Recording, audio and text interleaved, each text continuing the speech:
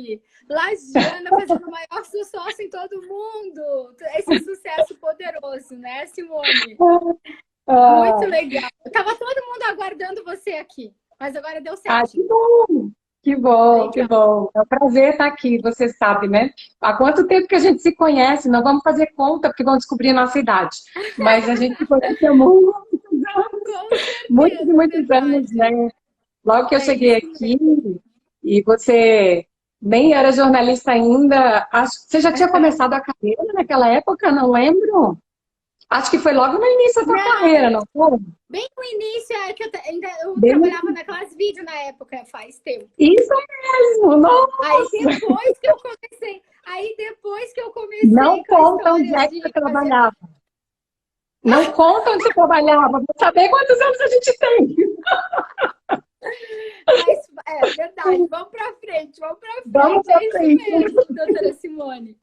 Gente, essa mulher tem um currículo poderoso, que eu vou pedir para ela falar um pouquinho sobre a trajetória dela. Aí ela explica, porque, meu Deus, é tanta coisa aqui que, olha, eu acho que era legal você contar um pouquinho da tua trajetória. Então vamos lá, bonitona. Olha, eu entrei na faculdade de medicina, eu tinha 17 anos. E eu nasci e me criei em Belém do Pará, no norte do Brasil. Na época, eu queria muito fazer faculdade fora, né? Então eu dizia assim para o meu pai: eu vou fazer faculdade em São Paulo. E aí ele chegou um dia e disse assim: de jeito nenhum. Porque eu fiz 17 anos, eu já estava na faculdade. Então imagina, com 16 eu queria ir para São Paulo. Mas nós estamos falando de 84, 85. Agora eu me entreguei, né? Agora vamos fazer as contas. Da minha idade. E aí, o que acontecia? Não tinha celular, não tinha internet, minha filha. A gente usava telefone fixo e era caro fazer ligação para fora. Não tinha essa facilidade de você viajar, de você comprar passagem de avião, era tudo muito caro. Então, o meu pai disse: não, senhora, você tem 2 faculdades de medicina aqui em Belém, pode fazer uma delas. E acabou. E assim eu fui. Na época, o vestibular eram as 2 no mesmo dia, eu tive que escolher uma, daí eu conversei, eu me lembro muito bem com o meu pediatra já falecido, meu querido tio Serruia, Deus o tem. E ele me disse assim: filha, faça essa aqui, porque os professores são os mesmos, mas tem menos greve e tal, tal. Bom, eu fiz. Eu passei no primeiro vestibular e gostei do curso e fui embora, e com 22 anos eu estava formada. Aí não houve jeito do meu pai segurar. Aí eu falei: vou embora para São Paulo, porque vou fazer clínica e vou fazer nefrologia, que é a parte renal, é a parte de diálise, de transplante renal. Eu adorava terapia intensiva, então eu fiz 1 ano de clínica médica, fiz mais 2 anos de nefrologia, aí fiz nefropediatria, que eu vi que não era para mim. Fiz na Santa Casa, lá em São Paulo, e fiz também transplante no HC, na USP. Mas eu resolvi que eu não queria morar em São Paulo. E aí foi na época que eu conheci meu ex-marido e vim para cá, para Lages, né? Aí tive minha filha e tal. Bom, no meio do caminho eu resolvi que eu não queria mais fazer nefrologia, e aí eu fui fazer dermatologia no Rio de Janeiro. Aí eu conheci lá o serviço do professor Azulay na Santa Casa do Rio de Janeiro, e entrei direto já para dermato, já tinha clínica médica, né? E daí terminei lá, fiz cosmetria, foi dos primeiros lugares no Brasil que teve cosmetria. Não tinha botox na época, tá? Não tinha preenchedor, não tinha nada. E me entreguei de novo na idade. E aí o que aconteceu? Voltei para Lages. Eu não tinha mesmo. Voltei para Lages e na época voltei trazendo todas essas novidades, né? Não tinha, então eu voltei trazendo a aplicação de Botox. Na época era Botox, mas só tinha esse no mercado, não tinha as outras marcas concorrentes. A aplicação de Restylane, que foi o primeiro ácido hialurônico que entrou no país, né? E peelings, e eu comecei com isso. Então, quando veio o laser, eu comecei com laser. Então, isso já faz muito tempo, né?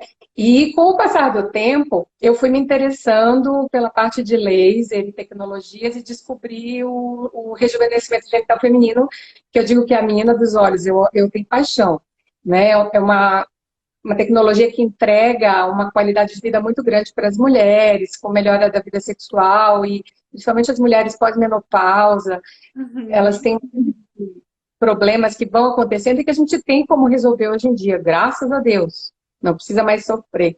Então, hoje em dia, eu sou dermatologista formada, especialista pela Sociedade Brasileira de Dermatologia, também pela Sociedade Brasileira de Cirurgia Dermatológica, e eu sou membro da Sociedade Espanhola de Ginecologia Regenerativa e Funcional e membro da Sociedade Latino-Americana de Ginecologia Estética Regenerativa e Funcional, que é a SOLAGEF, que quem me convidou para entrar nessa última foi o Dr. Adriano Gaspar, que é o meu mestre, meu guru, que foi quem inventou o laser genital. Então, imagina, né? Você ter o contato com a pessoa que inventou a técnica. Nossa.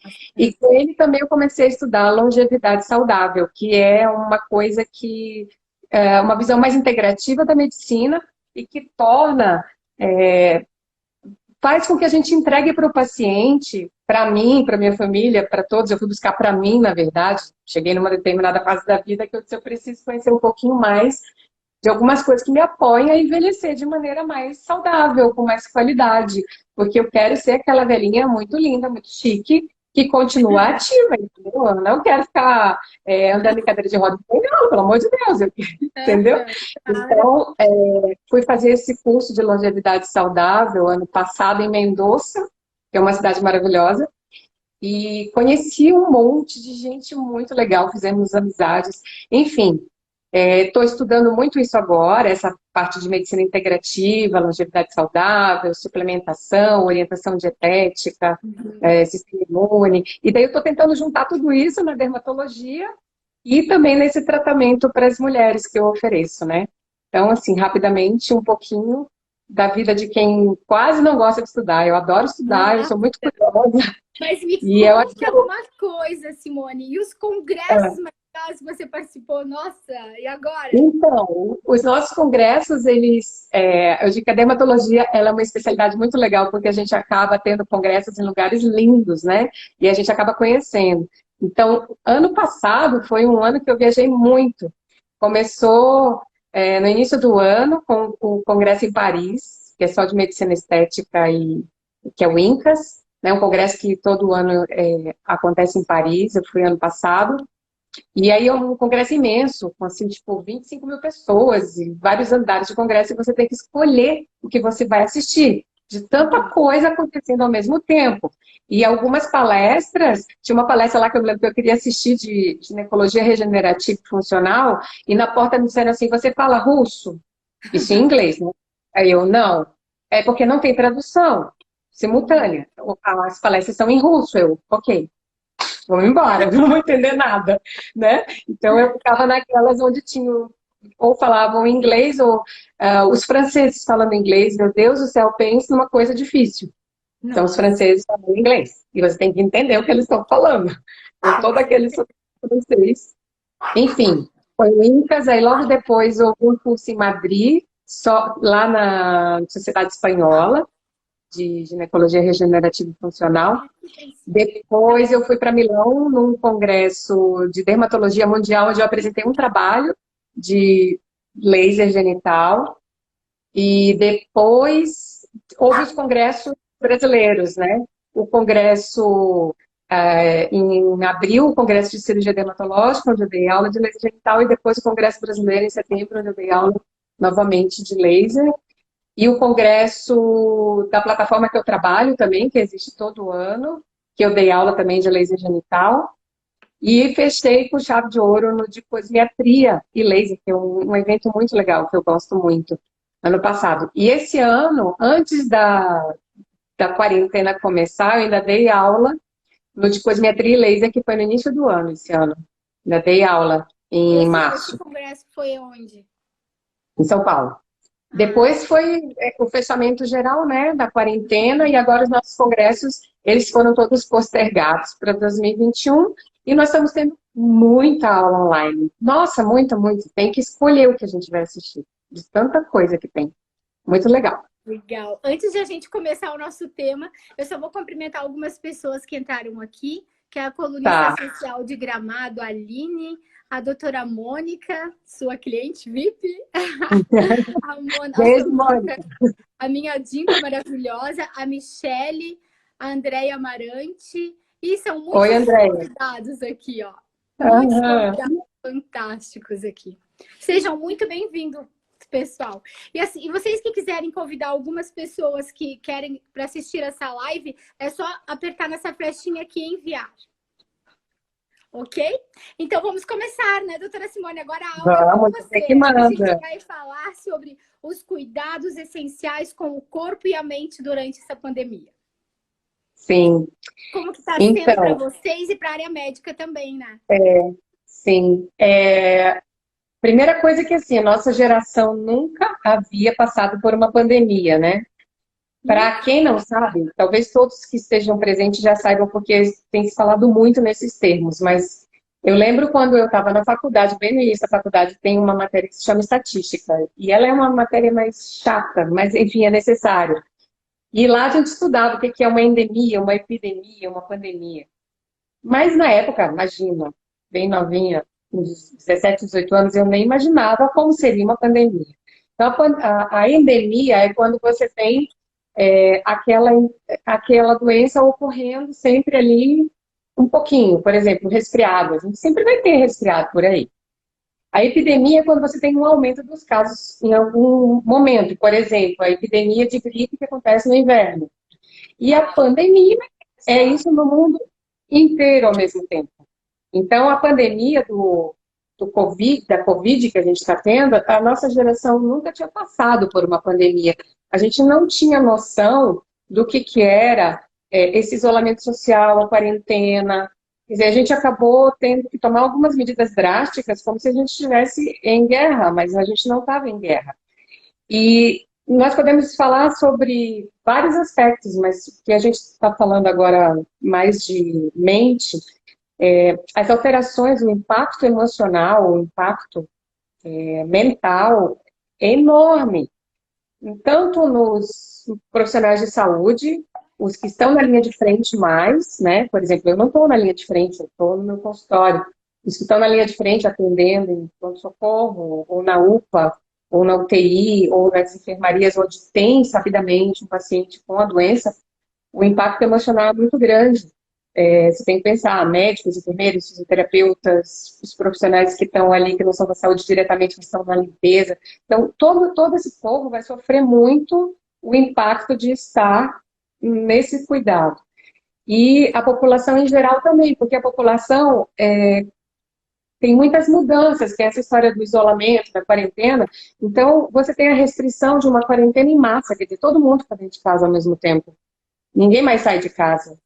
Quando sai de casa, aqui a gente não teve isso, mas em Madrid, por exemplo, tem uma sobrinha que mora lá, em Palma de Mallorca. Tu conheces a Tiradiana. O que acontece? Você tem horário para sair de casa. Você só pode sair em determinado momento, sabe? Você não sai em determinada hora para caminhar no bairro e volta, que é para não ter o encontro de todo mundo lá fora. E daí, no início, o que as pessoas começaram a achar? Que era o fim do mundo. Isso não sou eu que estou dizendo, isso aí está descrito na literatura já, sabe? Literatura que fala sobre o impacto mental que a pandemia trouxe. As pessoas começaram a achar que era o fim do mundo, que ia todo mundo morrer, que não ia ter como você ser atendido porque os hospitais estavam sobrecarregados, que ia faltar comida. Então, imagina o que isso causa na cabeça, essa incerteza toda, não sei o dia de amanhã, não sei se vou estar vivo. Isso traz alterações muito importantes e que acaba gerando, às vezes, o pânico. E tanto os pacientes como os profissionais de saúde sofreram isso, né, com essa história da Covid. Isso também testa muito a nossa resiliência, né? A nossa capacidade Com de certeza. ser flexível diante de situações adversas, né? Como o bambu que verga, mas não quebra.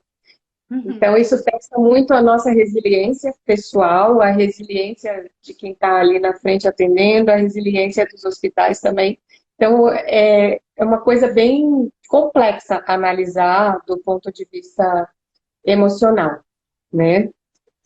E existem alguns profissionais que, inclusive, estão auxiliando.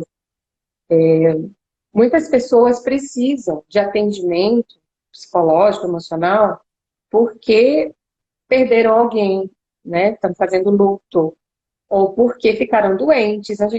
Eu não tenho ideia do que é ficar numa UTI entubada 20 dias. Hoje eu recebi a notícia de que uma professora minha lá de Belém se recuperou. Ela tem 80 anos, é uma grande cirurgiã geral. Ela ficou 50 dias na UTI. A gente não sabe o que é ficar 50 dias numa UTI, Não. né? E Nossa, ela se recuperou. Depois eu vou te mandar o videozinho dela. Ela voltou pro consultório, é a coisa mais lindinha. É uma senhorinha e voltou a atender. É um exemplo pra gente. Mas tu imaginas o que é ela também, como médica, virar paciente e ficar 50 dias. É difícil, né? Você tem que ter uma resiliência enorme para poder aguentar o tranco. é Né? verdade. Nossa, não é fácil. Então, assim, algumas pessoas, se não a maioria, acaba necessitando de apoio emocional, psicológico.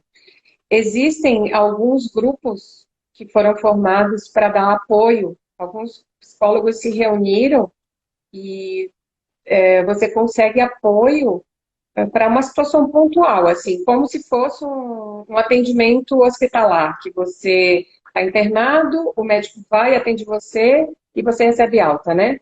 Então, existem alguns grupos, um grupo que foi feito pelo HU, lá de Florianópolis, onde os psicólogos se cadastram e os pacientes de Covid ou os familiares de Covid são referenciados para esses psicólogos que fazem atendimento online. E aí eles dão um atendimento inicial, pontual, para aquela situação relacionada ao Covid, e eles verificam se a pessoa precisa de terapia ou não, né? Então, se for uma coisa mais que a pessoa dê conta sozinha, ele só faz aquele atendimento e manda embora. Mas, se de repente for algo que a pessoa precisa de terapia, eles encaminham. E se a pessoa, vamos dizer, não tem condições econômicas, agora gerou desemprego, né? Muita gente que não tem mesmo condições de manter terapia, existem referências para o SUS, existem alguns grupos de psicólogos bons lá de Florianópolis que atendem de maneira gratuita, né? Então, quem precisar, depois a gente pode até postar no Story, né, os contatos para a pessoa saber como procurar. Porque é uma coisa bem interessante, quem me contou isso foi a minha irmã de coração, a Flávia, que é psicóloga em Florianópolis. E a maioria dos psicólogos está fazendo teleatendimento, para até facilitar a vida das pessoas. Mas esse teleatendimento, logicamente, ele é pago e é particular, não existe nenhuma espécie de convênio. Então, o que ela me disse é isso, que quem não tem condições, eles conseguem referenciar para a pessoa não ficar sem o tratamento, sem a terapia necessária. Mas o atendimento inicial, ele é bem pontual. Então, você vai e você fala assim, ó, eu perdi, sei lá, o pai com a Covid, né? Tá vivendo aquela fase de luto e preciso de apoio. E aí, junto, você está isolado também porque você é suspeito, perdeu o emprego, entende? Então, é muita coisa ao mesmo tempo que a gente vai tendo que dar conta e processar. Então, muitas vezes, precisa, sim, de um apoio psicológico, né? Com certeza. Já temos até algumas perguntas aqui. E temos dois Vamos lá. jornalistas, um de Florianópolis participando e outro de Lages, o professor da Uniplac, o Zé Ramos. O Zé está perguntando aqui para você. Mente sã, corpo são, essa velha máxima ainda predomina? Sim, com certeza. Mente sã, corpo são, você tem que pensar como uma coisa única, né? A gente, durante a formação acadêmica na medicina, a gente vai precisando dicotomizar, a gente chama, é como se fosse cortar em pedacinhos. Porque as coisas, elas foram ficando tão... o conhecimento foi ficando tão complexo que a gente foi precisando dividir. Então, eu estudo o sistema neurológico, eu estudo o sistema cardiovascular, eu estudo o sistema digestivo, o sistema renal, eu estudo a pele. E eu vou, de acordo com o conhecimento e o tanto de tecnologia disponível, eu vou afunilando. vou funilando, vou ficando super especialista. E em determinado momento eu esqueço que aquilo tudo está interligado, né? Então é isso que a gente procura recuperar com a visão da medicina integrativa e da longevidade saudável, é lembrar que todos os sistemas estão interligados, inclusive com a mente, né? Então, se a mente tem um pensamento positivo diante das coisas, com certeza seu corpo será melhor. Agora, pega uma pessoa com um pensamento muito negativo diante das coisas, ela começa a fazer alterações lá dentro da psicologia que vão gerar doenças. Pode ter certeza. Isso é uma coisa controversa, tá? O quanto que o estresse gera as doenças, mas eu tenho plena convicção de que o estresse, sim, pelas alterações hormonais que causa, ele gera doenças, inclusive doenças autoimunes. E o contrário também é verdade. Porque se você mantém o corpo são, você consegue liberar substâncias que são, inclusive, anti-inflamatórias. Se você faz exercício, os músculos, principalmente os músculos das pernas, que são grandes, eles liberam substâncias que são anti-inflamatórias e que têm uma ação em todo o teu corpo, inclusive a nível neurológico, evitando as doenças neurodegenerativas. Outro tema controverso, mas que eu também acredito. Por tudo que a gente lê de exercício, exercício sim deve ser feito. Alimentação. Hoje em dia a gente sabe sobre a necessidade de comer mais saudável. Sabemos sobre o que é a microbiota intestinal, né? Nós temos um montão de bactérias que fazem parte da gente. Nós temos que manter essas bactérias o mais parecido possível de quando a gente tinha o intestino de bebezinho que tomava leite da mãe. São bactérias boas, vamos dizer assim, e que fabricam, inclusive, alguns aminoácidos que vão interferir na fabricação de neurotransmissores, como a serotonina. Então, como que o corpo não interfere na mente? Se eu comer de modo errado, com muito açúcar, refinado, com muita massa, além de engordar, eu altero essas bactérias do meu intestino e eu posso fazer com que isso gere alteração nos neurotransmissores cerebrais. E eu começo a não dormir direito, ter insônia, eu começo a engordar, eu começo a ficar de mau humor, eu começo a ficar extremamente irritado. E como é que uma pessoa que está assim vai ver a vida de modo negativo? Com certeza, porque ela não tem nenhum substrato para pensar de modo positivo. Então, sim, mente são, corpo são, vice-versa. Sim, totalmente. A velha máxima ainda vale. Ele pergunta também assim, como devemos educar os nossos pensamentos nessa época? Que dicas você pode dar? Eu acredito no seguinte, o que aconteceu com a maioria, comigo, família, a maioria das pessoas que eu conheço, vocês desculpem o telefone. Eu tô no Mas o Príncipe também estava aqui incomodando, não tem problema. Eu vi o Príncipe mandando oi pra gente. Não, ele está aqui esperando para aparecer aqui. Ah, então, mostra ele. Cadê ele? Daqui a pouquinho eu pego ele. Deixa eu mostrar. Vem aqui. Ai, agora ele escapou, não tem jeito. Agora ele escapou, só porque a gente quer dar oi pra ele.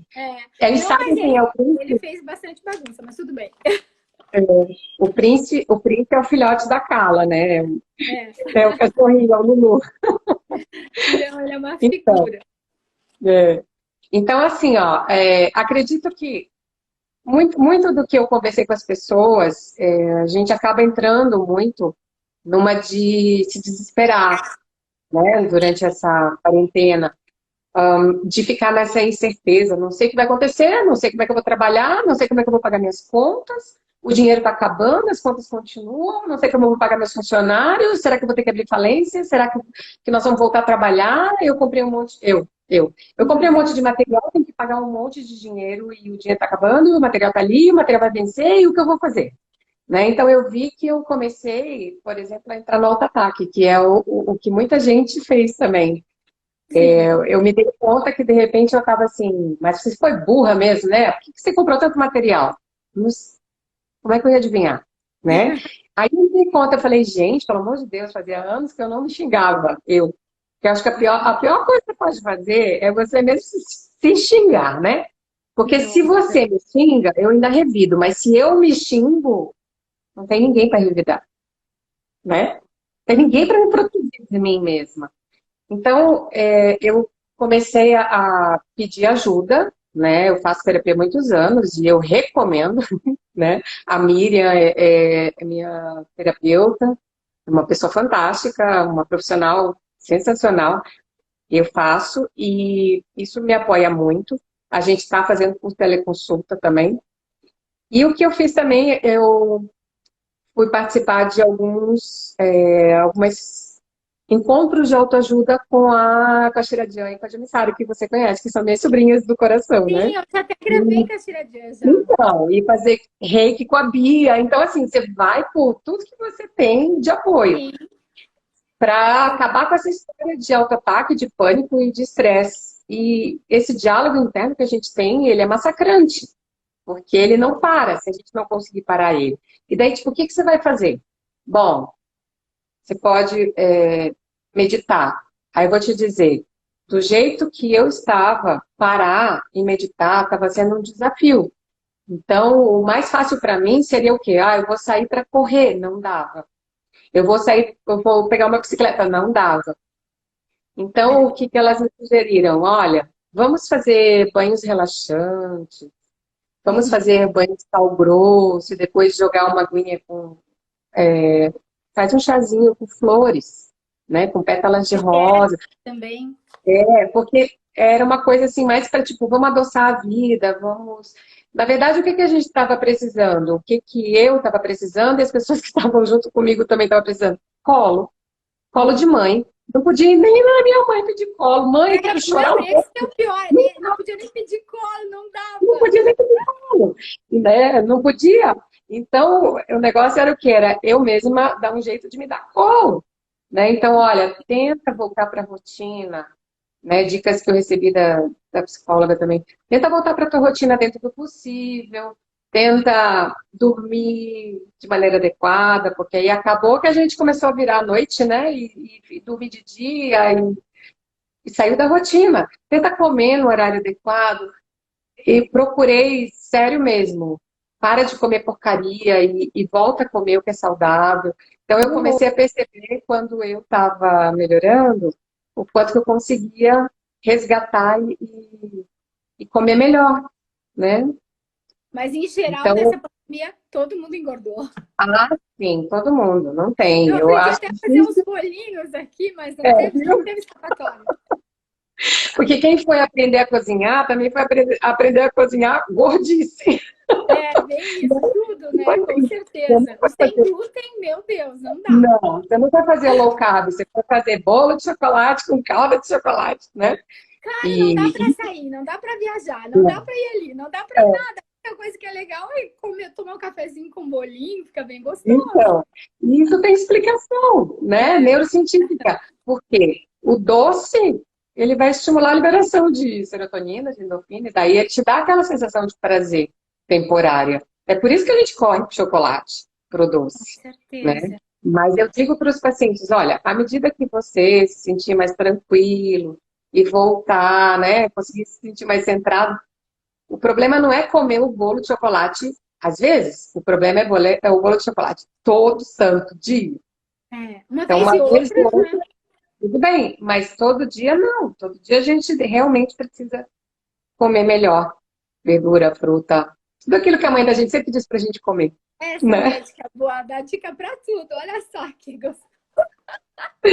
Oh. Simone, eu tenho uma pergunta aqui da Maristela Brites de Florianópolis. Ela pergunta o seguinte: você poderia falar um pouco sobre o nosso sistema imune? Para ele ficar imune a tudo isso? Olha, ficar imune a tudo isso, se eu te disser que vai, é mentira. Não tem como. O que a gente pode é potencializar. Eu brinco com os meus pacientes assim, olha, vamos treinar os soldados, porque se eles estiverem treinados e houver guerra, eles vão saber lutar. Então é o que a gente pode fazer. Se a gente encarar o nosso sistema imune como se fosse o nosso exército, nossa guarda, nós podemos potencializá-lo no sentido de treiná-lo, no sentido de entregar armas. Então nós podemos fazer o quê? Se nós tivermos pensamentos positivos, se nós tivermos fazendo um mínimo de exercício que seja meia horinha por dia, de caminhada, de pular corda, de... Outro dia eu vi uma mãe que pegou a criança, botou a bicicleta, as rodinhas e fixou no chão, e daí ela ficava só girando, entendeu? Dá um jeito de fazer a pessoa fazer exercício. Se nós tivermos uma alimentação mais sadia, né, com mais frutas, com mais verduras, menos açúcar refinado, menos massa, menos pão. Eu não estou dizendo 100, né? Estou dizendo menos. Uhum. E aí, como a nossa alimentação no dia a dia, ela acaba não nos trazendo todos os nutrientes necessários para o sistema imune, como, por exemplo, selênio, cromo, boro, zinco, a gente pode fazer a suplementação.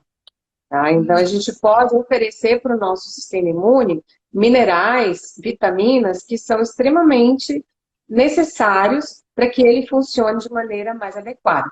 Então, o que eu posso fazer é tomar essas medidas para que meu sistema imune fique bem, fique fortalecido. Isto não quer dizer que eu estou imune, porque nós não temos vacina ainda, ok? Então, o que a gente vai fazer agora?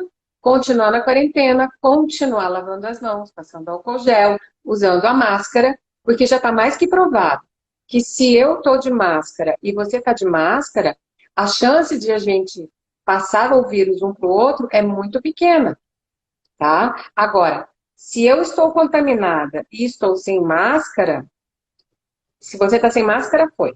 Agora, se você está de máscara e eu estou contaminada sem máscara, também cai a chance de você pegar.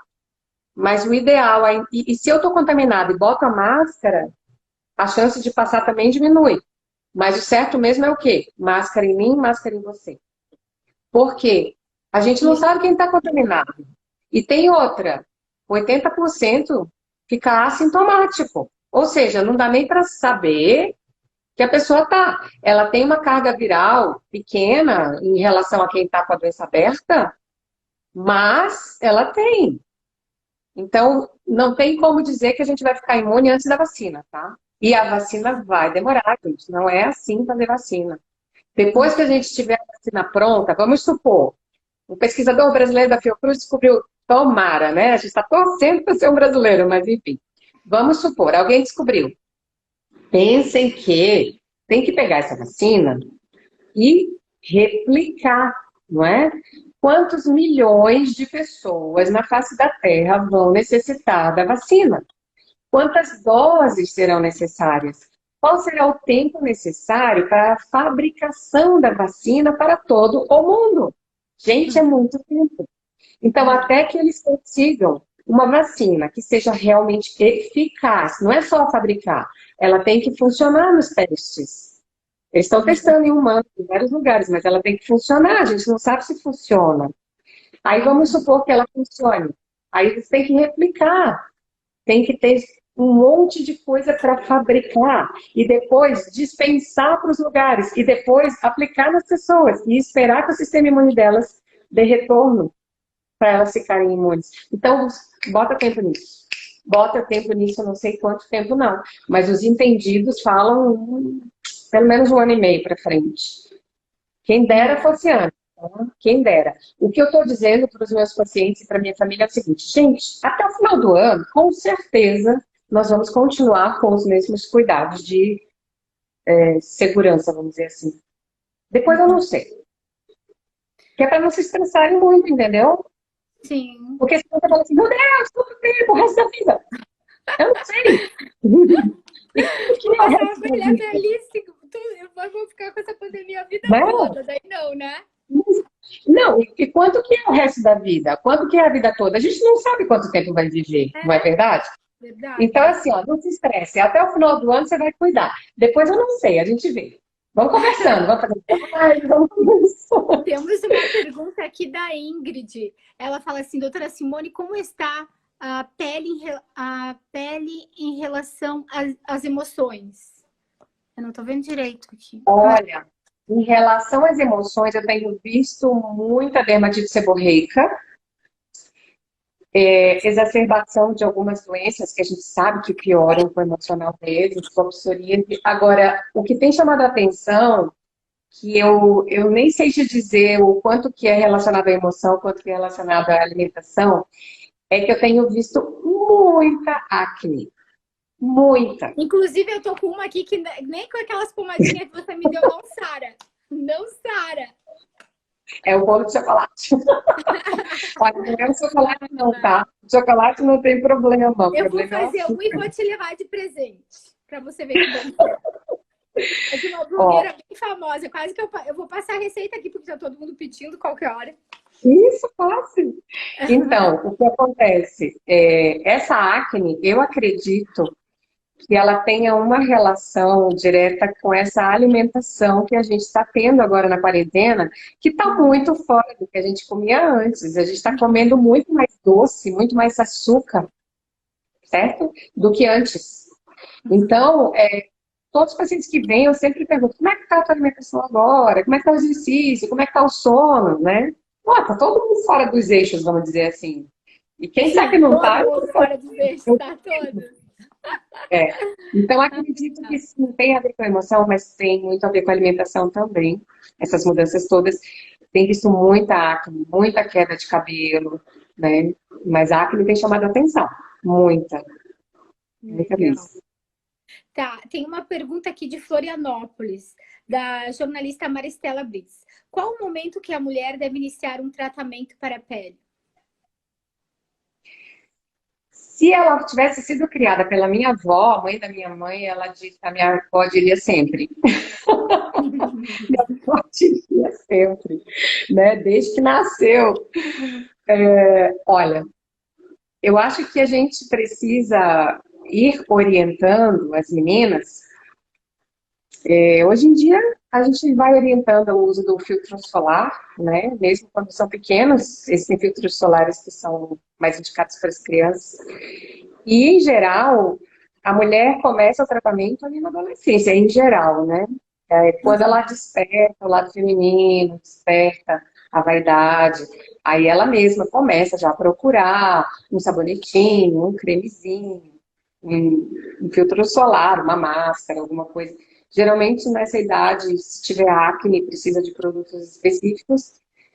E depois, a mulher ali pelos 20, 25 anos ainda é uma pele super jovem, é mais hidratar e filtro solar. Agora, ali nos 30 a coisa já começa a mudar, né? Então, vai, vai ser de acordo com cada uma, não existe uma regra, sabe? Depende do tipo de pele. Por exemplo, a minha pele é extremamente branca, né? Uma pele que, se você não cuidar, fica vermelha. A tua pele é uma pele sensível, né, Carlos? Foi sensível. Mas ainda agora eu atendi uma paciente que é uma morena, super É a bonita. doutora Simone que cuida, Não né? tem não, mas é dela, sabe? Então, assim, é de cada um. É de cada um, tá? Isso não tem regra, mas a gente, em geral, orienta ali a partir da adolescência, quando ela deveria Ok. começar a cuidar. Também está perguntando aqui, ó, mulheres após os 50, quais as precauções com a pele? Olha, mulheres após 50 não. Mulheres já antes de 50, pelo amor de Deus, não espera chegar nos 50 para começar a tratar a pele, porque Ai, senão não dá, chega tem que ser aqui de antes, um né? jeito. É sério, chega aqui de um jeito que às vezes eu não sei por onde que eu começo. Não é assim, é antes, né? Porque nos 50, provavelmente essa mulher já está na menopausa ou está entrando na menopausa. Então é uma mulher que ela fabrica colágeno, sim, na pele dela. Só que ela também já quebra mais o colágeno existente, porque ela já tem uma variação dos hormônios. Então, é uma mulher que já tem mais flacidez na pele, é uma mulher que já tem uma tendência maior a ter rugas, a ter manchas, os melanócitos, que são as células de pigmentação da pele, e já estão um pouquinho meio avariados por causa das mudanças hormonais. Já deu tempo de ela tomar bastante sol durante a vida e fazer mancha. Então, não tem que esperar os 50, não. Tem que começar antes. É como eu falei ali, os 30, que é evitar que a pessoa tenha rugas e manchas para que ela chegue aos 50 super bonita, com o rosto preservado, né? Uhum. Ela perguntou mais uma perguntinha aqui para a gente falar sobre os tratamentos maravilhosos que você oferece. Os ácidos Vitanol A, de que forma eles agem na pele do rosto? Esse ácido, ele é a base de ácido retinóico, tretinoína. Ele tem várias apresentações, ele não é o único que tem no mercado, mas ele foi dos primeiros que entrou no mercado, então ele é muito conhecido. Bom, além de ele fazer uma descamação da epiderme e uma renovação das células, ele também vai estimular a fabricação de colágeno na derme e ele vai estimular a formação de novos vasos na derme. O ácido retinóico já está mais do que comprovado que ele tem uma atuação a nível de núcleo celular. Então, ele funciona super bem, é um produto que a gente usa desde sempre. Existem fórmulas descritas por Kligman, que é um argentino. A Argentina é muito forte na parte de cosmetria. E ele descreveu umas fórmulas que a gente usa até hoje, manipuladas para manchas, para rejuvenescimento, existem peelings com ácido retinóico. Então, o ácido retinóico ele é muito usado na dermatologia e ele que é a base do produto que ela comentou. Só que existem várias concentrações, tá? Então, a concentração que vai determinar é o teu dermatologista de acordo com o objetivo da utilização. Então, o modo de usar, quantas vezes você vai usar, qual é a concentração, ele vai te orientar. Usa com isso, usa com aquilo, mas uma coisa é certa, filtro solar você vai precisar, sempre. Porque ele é fotossensibilizante, ou seja, ele sensibiliza a tua pele, a pele onde está sendo aplicada fica mais sensível à luz solar. Então, você tem que usar o filtro. Ok. E Simone, conta pra gente tudo que você oferece. Quais os tratamentos que você oferece? Nossa, tem um monte. Então, olha, um a um. Toxina botulínica, né, que é o famoso Botox. Já trabalho lá vai 23, 24 anos, nem sei mais, com toxina. Até mais. Preenchimentos, né, com ácido hialurônico, a famosa harmonização facial, que agora está tão em moda. Na verdade, se você for ver isso daí, meu Deus, há quantos 20 anos que eu faço, né? Porque é a junção da toxina com os preenchedores e os bioestimuladores. Então, doutora Simone. As pessoas tem que aí dar uma rodinha aqui, ó. Doutora, tá na hora de eu fazer a harmonização, você já fez, querida? Já. Faz há 10 anos. É que inventaram um nome novo, mas enfim, é isso aí. E os bioestimuladores, eles são substâncias injetadas também, são fantásticos para estimular colágeno, tanto de rosto como pescoço, colo, glúteos, face interna de coxas, braços. Nossa, a gente faz miséria, barriga, tratar o umbigo triste, sabe, pós-gestação. E aí a gente pode associar estimuladores, por exemplo, com radiofrequência microagulhada fracionada robótica, um nome desse tamanho, né? Mas é um tratamento que a gente faz com agulhinha. Como que é o nome desse? A gente não fiz. A gente usa ultrassom microfocado, ultrassom macrofocado para gordura localizada, por exemplo. Intradermoterapia capilar para queda de cabelo, para celulite, para estria. Laser tem um monte, né? Laser para manchas, laser para rugas, laser para fazer o rejuvenescimento de toda a pele, laser genital. Tem vários tipos de laser, porque quando eu falo laser, eu estou falando só o acrônimo. Cada letra, LAS, é uma coisa. Então, laser é um princípio de física, na verdade, que a gente utiliza. Tem a luz intensa pulsada, ultrapulsada, e para tratar manchas, acne, colágeno, fazer colágeno. Tem muitos tratamentos. Tem a D&D, que é uma pistola para a gente fazer infusão, inclusive de ácido hialurônico.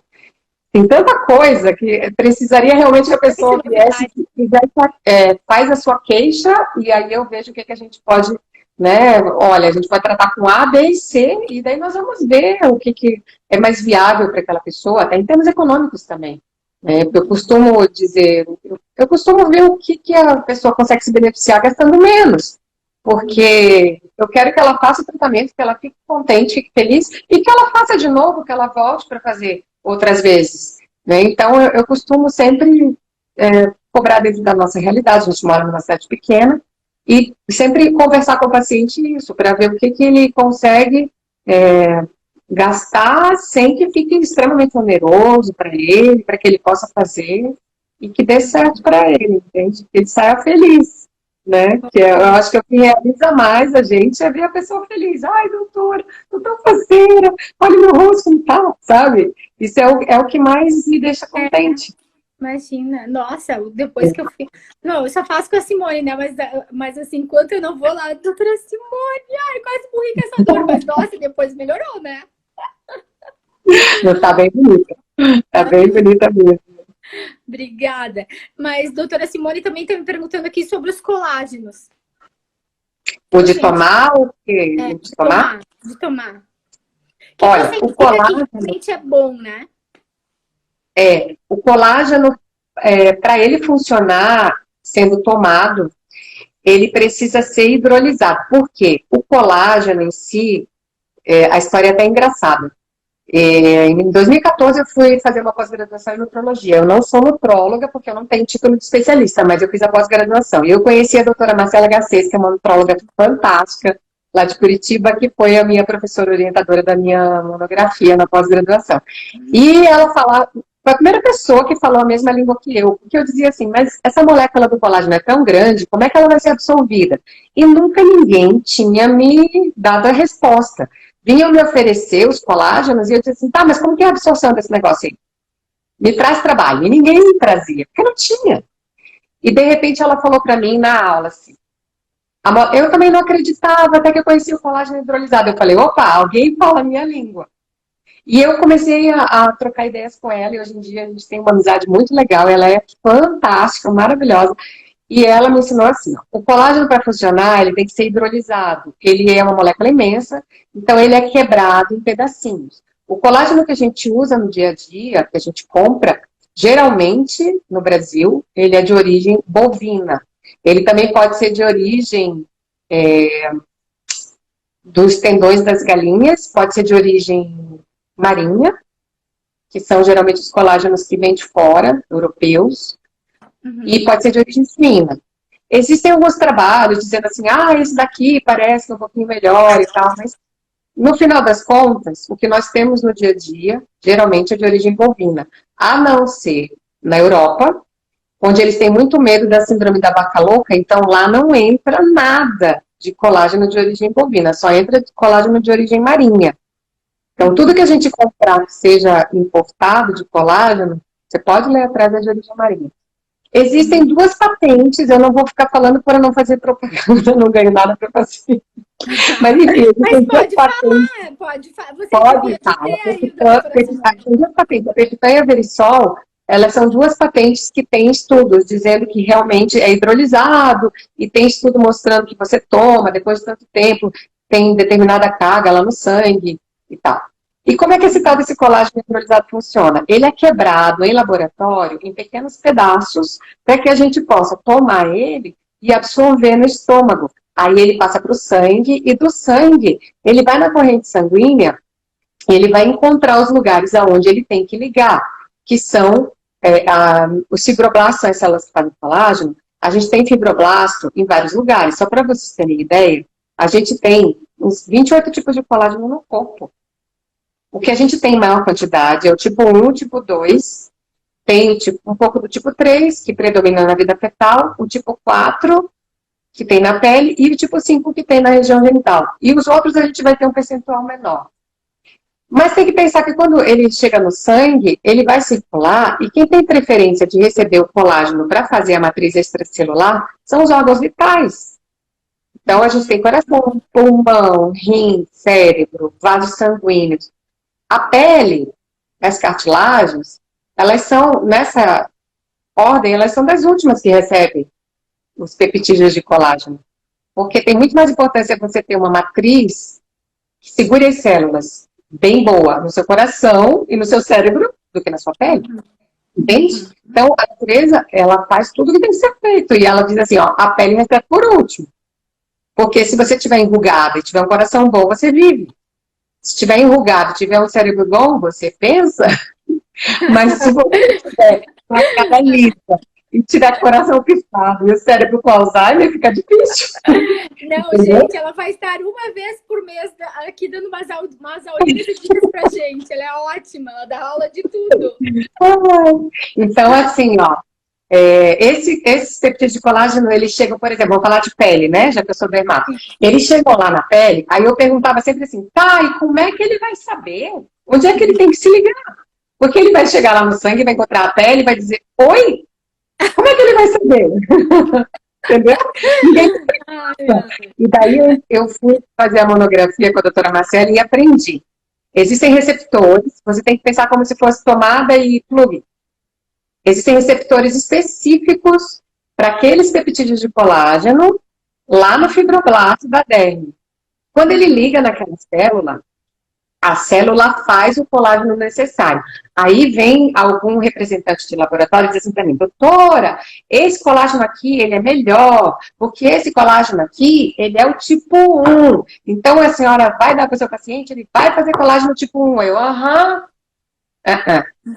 Quem define isso não é o colágeno que eu tomo, tá? Quem define isso é a célula, é o meu fibroblasto.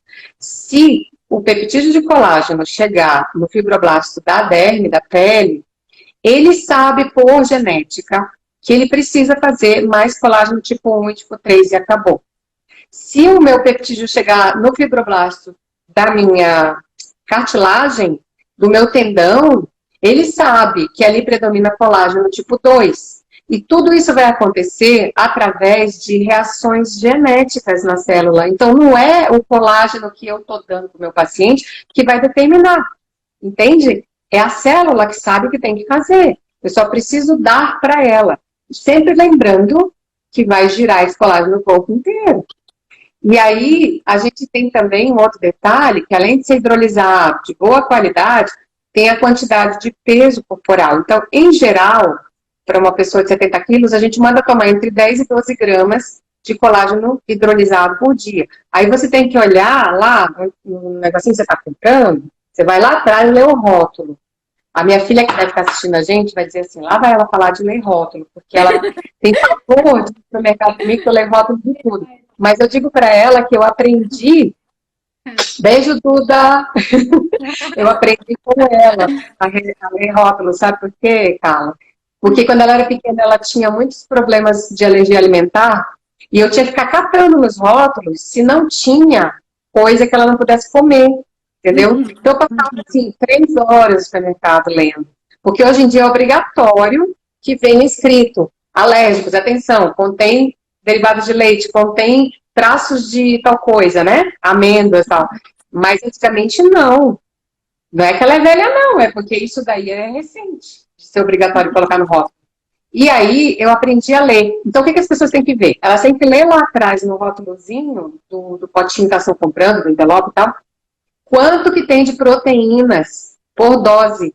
É um sachêzinho de 12 gramas de colágeno? Tá. Quanto tem de proteínas? Tem 10 gramas. O resto é vitamina C, é vitamina E, é vitamina não sei o quê, é zinco, é não sei o que lá. Entendeu? Então elas têm que saber para poder saber o que elas estão tomando. Outro detalhe do colágeno é que se você tiver deficiência de vitamina C e de zinco e de selênio, você não vai fazer colágeno de maneira adequada não, porque as suas células necessitam dessas vitaminas e desses minerais para que as reações químicas dentro da célula ocorram. Entende? Então, assim, eu brinco com quem vem aqui tratar cabelo, que a gente não é árvore. A gente não tem raiz para tirar do solo. Então, a gente tem que comer. Né? E como a nossa alimentação... como a nossa alimentação não vai ter como dar toda essa quantidade de nutrientes que a gente precisa, por quê? Porque é uma alimentação industrializada, super processada. A gente vai lá na gôndola do supermercado e pega alguma coisa pronta e bota no micro-ondas e come, pode ter certeza que ele não tem todos os nutrientes que eu preciso. Então, a gente suplementa, né? Geralmente, o colágeno hidrolisado que eu compro, ele geralmente já vem com a vitamina C junto. Uma coisa para olhar também, tá? E eu vejo, sempre o paciente quando vem aqui, eu converso e vejo se há necessidade de suplementar zinco também, de suplementar selênio, o silício. A gente vai ter que analisar cada um, né? Cada um. Pode até a receita ser parecida com a da tua amiga, mas a verdade é que para ti tem alguma coisa que é para ti, que é para ela, não precisa. Ou que é mais especial para ti por determinada situação que tu estás vivendo e que naquele momento precisa, depois não precisa mais, né? A gente não é estanque, a gente está em contínua transformação. Ok, Simone. E o que você gostaria de dar de dicas pra gente? Alguma coisa caseira em casa pra gente se cuidar? Olha, o que a gente pode fazer agora que a gente está na quarentena, né? Usando máscara. O filtro solar. Aqui pra gente te ver melhor. Agora melhor. Tá escuro? Não, tá ótimo. Escuro? Agora a gente tá te vendo melhor. Pode vir um pouquinho mais pra frente. Eu botei um monte de luz porque eu não tô em casa, no consultório. E eu achei que ia ficar escuro aqui, né? A minha promoter pessoal, que é a Maria Eduarda, minha filha, que me ajuda com o Instagram, ela não tá aqui com o foco de luz dela. Então, eu disse, filha, vou fazer porque não deu tempo de eu ir para casa, vou fazer de lá, né? Enfim, o que a gente pode fazer? Não abrir mão do filtro solar, porque pelo menos aonde não está pegando a máscara, para evitar manchas, né? Mas uma pergunta bem importante, Simone. Que tipo de protetor solar você indica? Porque tem muitas pessoas que dizem que agora o protetor solar está dando problema. Mas que tipo de problema? Não, né? eu não sei. Alguma coisa eu escutei. Que tinha que comprar da marca X, porque a marca X ou a outra dava problema. Olha, o que acontece com relação a filtro solar... Peraí, só um pouquinho. É assim. Primeiro você vai ter que ver o filtro solar de acordo com o seu tipo de pele, né? Se tem uma pele oleosa, pega os filtros que são livres de óleos, oil free. Se é uma pele mais seca, pega os filtros que são mais cremosos, porque os oil free vão fazer, né? Você vai ter uma sensação de toque ruim. Quem tem mancha, a gente pede em geral para usar filtro solar que tenha cor, que protege mais da luz visível. Quem é criança, a gente pede para usar os filtros físicos, que são aqueles bem brancões, mas que dá menos alergia. Aí você tem as peles mais sensíveis, as peles que têm história de alergia A, B e C, que você vai ter que determinar. Mas assim, ó, só um minutinho, agora já deu uma... Oh, meu Deus! Então eu vou dizer assim que foi um grande prazer estar aqui e que a gente não deveria ter medo das mudanças. Estão havendo muitas mudanças agora, porque elas levam sempre a um novo começo, né? Sempre uma oportunidade. Às vezes pode ser melhor do que você tinha antes, então depende muito de como a gente encara essa mudança. Eu digo isso por mim mesma, tá? Então, acho que nessa época de pandemia, é isso que a gente tem que levar para o nosso pensamento. Que a mudança pode ser para uma coisa muito melhor do que era antes. A gente não sabe o que é ainda.